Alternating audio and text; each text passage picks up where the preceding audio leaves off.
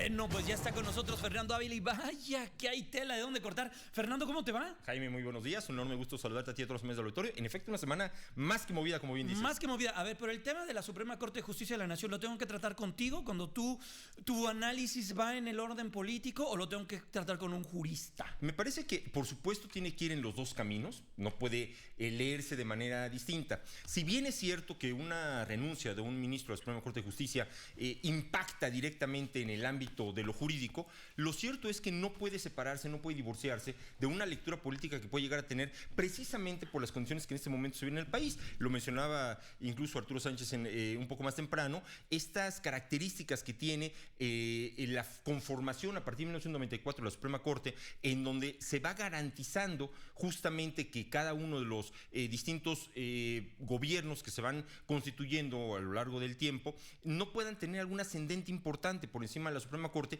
y esto ha ido permitiendo que la misma tenga cada vez una mayor esfera de autonomía, que realmente se constituya como este poder autónomo dentro de lo que es nuestra estructura jurídico-política, y que de alguna manera, si bien es cierto, se desató, lo mencionabas también en Twitter, todo este debate, esta incidencia respecto de si la Suprema Corte debía de ser o no un contrapeso. Me parece que tenemos que entender claramente qué significa esto de un contrapeso. El presidente de la Corte lo intentaba clarificar en el sentido de que la Corte como tal no puede erigirse ni como una oposición al gobierno en turno, lo cual por supuesto que es clarísimo, y el entendimiento de un contrapeso quizá justamente como esta oposición o como este oponerse a lo que esté planteando el gobierno en turno. Yo no lo leo de esta forma. Me parece que un contrapeso, así como el caso del Poder Legislativo, tiene que ver justamente con la búsqueda de equilibrios. Eso es lo que hace un contrapeso, equilibra la situación. Cuando no hay estos contrapesos, simple y sencillamente la pesa se carga hacia alguno de los extremos, y es justamente lo que tendría que evitarse a partir de la presencia, de la fortaleza de los otros dos poderes, de tal manera que ni la Suprema Corte como tal, ni el Poder Legislativo, y evidentemente desde luego el Poder Ejecutivo, ostenten en una sola condición, en una sola persona o en un solo instrumento todo el poder, precisamente para evitar este desequilibrio en lo que podría ser la vida pública. Eso es precisamente lo que me parece se debe de buscar cuando se habla de la autonomía tanto de la Suprema Corte de Justicia como, insisto, en el caso del Poder Legislativo. Y es ahí donde es importantísimo todo este sistema de nombramientos en donde los ministros de la Suprema Corte de Justicia se van intercalando, no se renueva la Suprema Corte como si es el caso del Poder Legislativo de un solo golpe, por decirlo de esta manera, sino que se van intercalando, se van nombrando de manera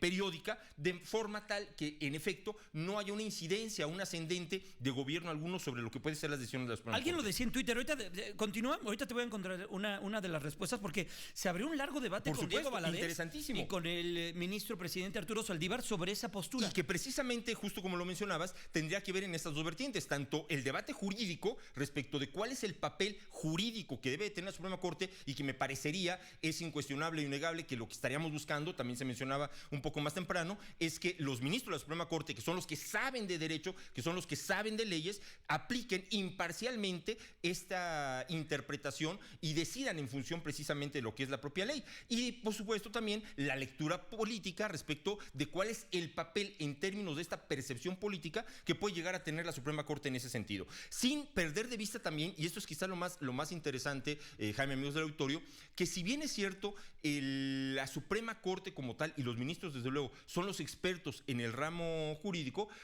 también es real que ellos están interpretando una ley que ellos mismos, por decirlo de esta forma, no elaboran o no generan. Las leyes las elabora, las genera el Poder Legislativo, desde luego, esa es su función, y de alguna manera es a la Suprema Corte a la que le toca interpretar precisamente este espíritu de las leyes que se están generando en el Legislativo. Oye, pero a ver, un conocedor de lejos, vivimos en una república donde hay tres poderes. Por supuesto. Y esos poderes son contrapesos cada uno del... Lo que mencionabas, la idea es precisamente, ¿no?, que no exista un solo poder que jale como antes era. La realidad es que tampoco es tan lejos el recordar lo que podía pasar hace 40 años, en donde era claro que este sistema de tres poderes ha existido desde la formación de la República, y sin embargo, hace 40 años simplemente era claro que todo el poder o la predominancia que tenía el Poder Ejecutivo por encima de los otros dos poderes era incuestionable. Hoy por hoy tenemos esta división auténtica de poderes y aquí es donde viene también, se abre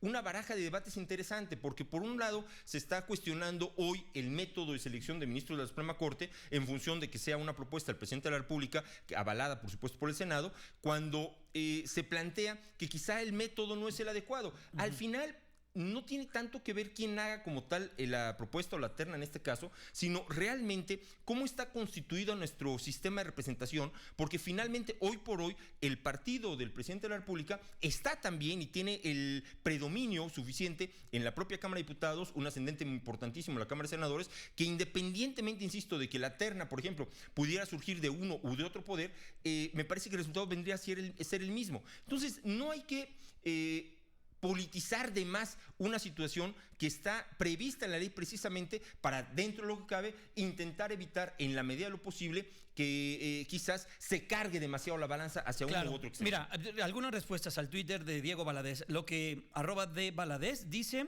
es que un tribunal constitucional no es la oposición. Exacto. La Corte no debe entrar a la arena partidista. Su actuar está en la interpretación de la Constitución, aunque como guardianes de la Constitución muchas veces se oponen a las mayorías legislativas. Exactamente. Y como eso hay otras que dice, maestro Valadez se me cayó del pedestal. Vaya, hay muchos. Porque insistimos, o sea, el tema es cómo percibimos que debe de ser el comportamiento o la actitud de la Suprema Corte de Justicia, pero insisto, al final lo que se busca es precisamente que los ministros de la Suprema Corte, por supuesto, decidan e interpreten la ley en función realmente de lo que el espíritu de la ley misma señala, que sea justo el veredicto que se dé respecto a lo que se está señalando en la ley, más allá de presiones políticas, más allá incluso de percepciones sociales de la mayoría o de la minoría, independientemente de ello, sino que realmente se ajuste a lo que establece puntualmente la ley. Nos guste o no nos guste, eso debe de ser la Suprema Corte. Claro. Y desde luego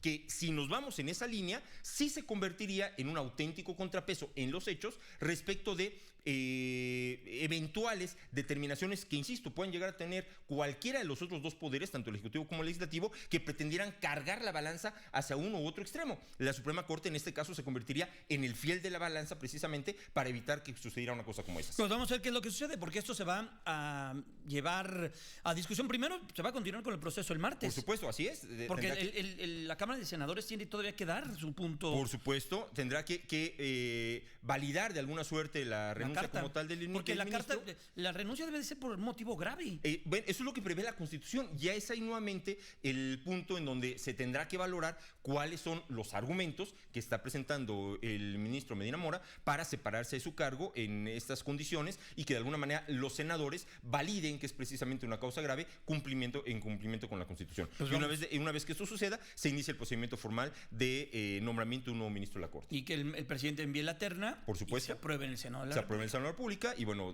finalmente contemos ya con un nuevo ministro a partir de esta inesperada, sin duda alguna, renuncia o separación del cargo del ministro Medina. Pues vamos a estar al pendiente de lo que ocurra. Fer, muchas gracias, buenos días. No, me gustó, Jaime, excelente domingo para todos. Estupendo fin de semana para Fernando, nuestro experto, nuestros ojos en la agenda política este fin de semana. Una pausa, vamos y volvemos.